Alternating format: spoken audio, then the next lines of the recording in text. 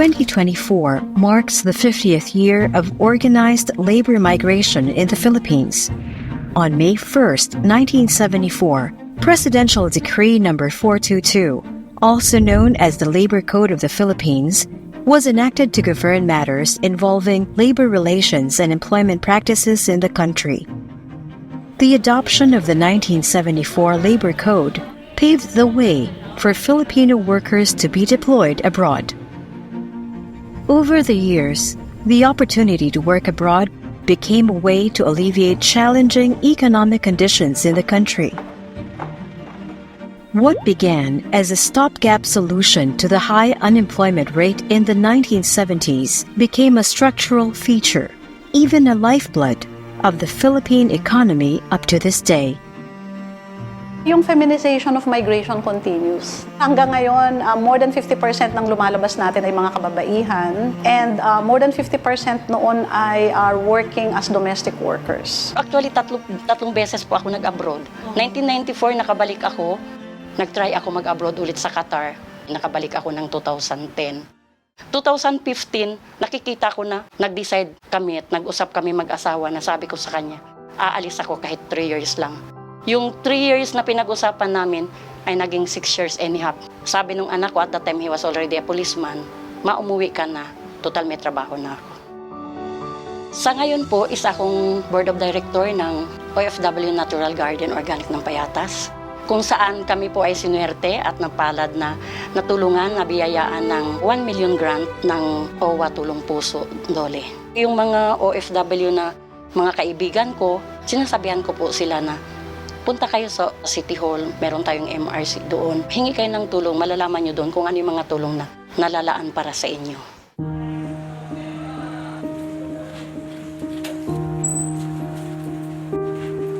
Importante po yung labor migration sa Quezon City Local Government kasi po kailangan pong bigyan ng pansin, bigyan ng alala yung mga migrant workers po ng Quezon City para alam po nila yung kailangan nilang i-prepare bago po sila umalis papunta po sa bansang pupuntahan po nila.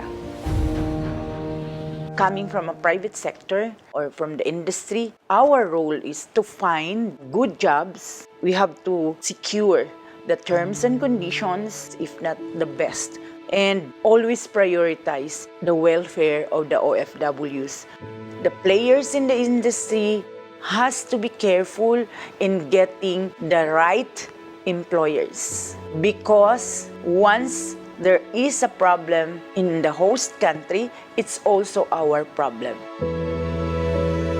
The role of migration is a major pillar in our foreign policy, and therefore the DFA has made it the main aim to ensure the protection of the right of Filipino workers abroad. We regularly coordinate with the main agencies involved in this area. That includes Department of Migrant Workers, Department of Labor, even Department of Justice. At the same time, we also work in tandem with the legislative branch, with the Senate, in the House of Representatives. We also cooperate with a number of stakeholders in the various countries where there are Filipino workers, the host government, of course, also civil societies. Recognizing the need to further protect the rights and promote the welfare of overseas Filipino workers all throughout their labor migration journeys, the joint program, Bridging Recruitment to Reintegration in Migration Governance, Philippines, or BRIDGE, supported the Philippine government in strengthening the implementation of the Global Compact for safe, orderly, and regular migration to help achieve, in particular, Objective 6, facilitating fair and ethical recruitment, and Objective 21, cooperate in facilitating safe and dignified return and readmission, as well as sustainable reintegration. The Philippines has a long-standing experience on migration issues. It is one of the first countries in the world handling human mobility as part of the development agenda. Throughout the 2.5 years of implementation, the Bridge Joint Program supported the country to align its labor migration policies and programs with the Global Compact for Migration, ensuring that they are evidence-based, gender-responsive, and coordinated. By the fact that migration is a new area of development, then innovation is a fundamental pillar of Bridge. And as we see, the success of Bridge relies on its capacity to work across sectors and institutions and bring knowledge and evidence to the table of decision makers. Ang advantage kasi ng mga non-government organization, because we are small, we can pilot test programs and services. And once na nakita namin na this is effective, pinapakita natin ito sa government.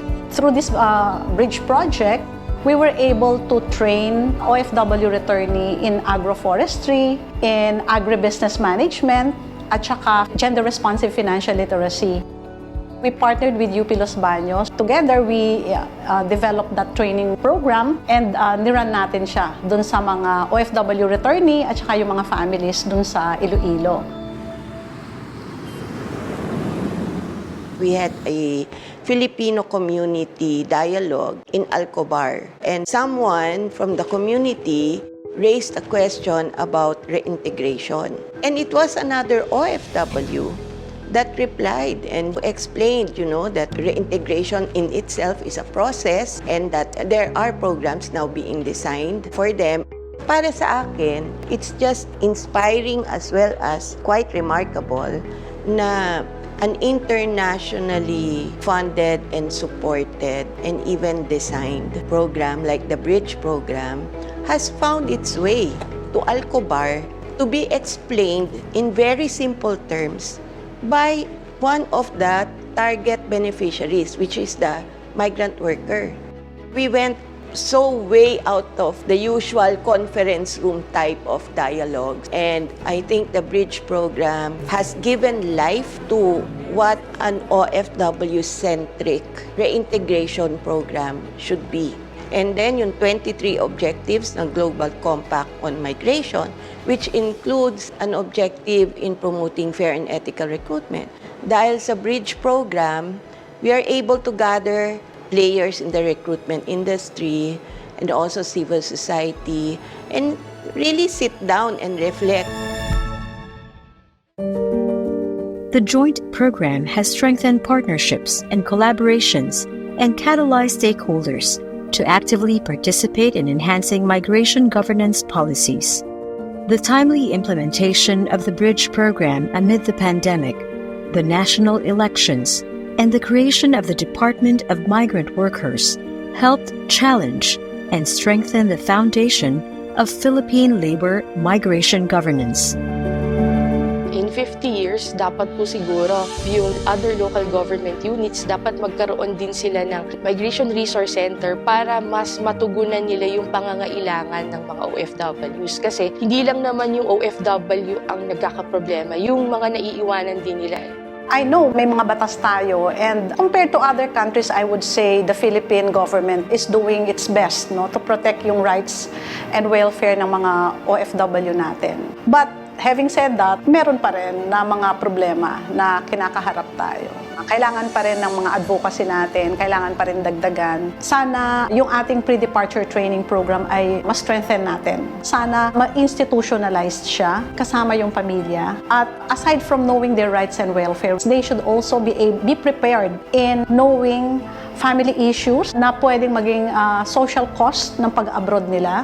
Yung mga anak ng OFW, gusto ko po silang matulungan kung paano sila mag-cope up sa society na hindi kompleto ang pamilya. Dapat po, buong pamilya, iti-train, isi-seminar, ipi-prepare na.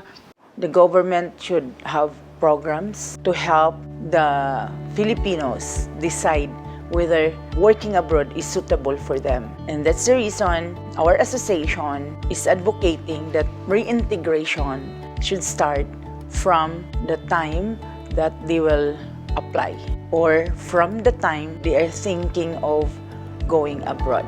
So hopefully there'll come a time when our migrant workers themselves be active role makers here because they're well aware of their rights in the various countries they live in. They'll no longer be based on the need to find work, etc., but rather to be based on the cost-benefit analysis of traveling abroad or working in the Philippines. So I believe that one of the best possible futures we can conceive in terms of labor migration is one where every Filipino, especially women, can experience migration as an empowering adventure to be enjoyed in the company of their loved ones rather than a hardship to be endured in isolation.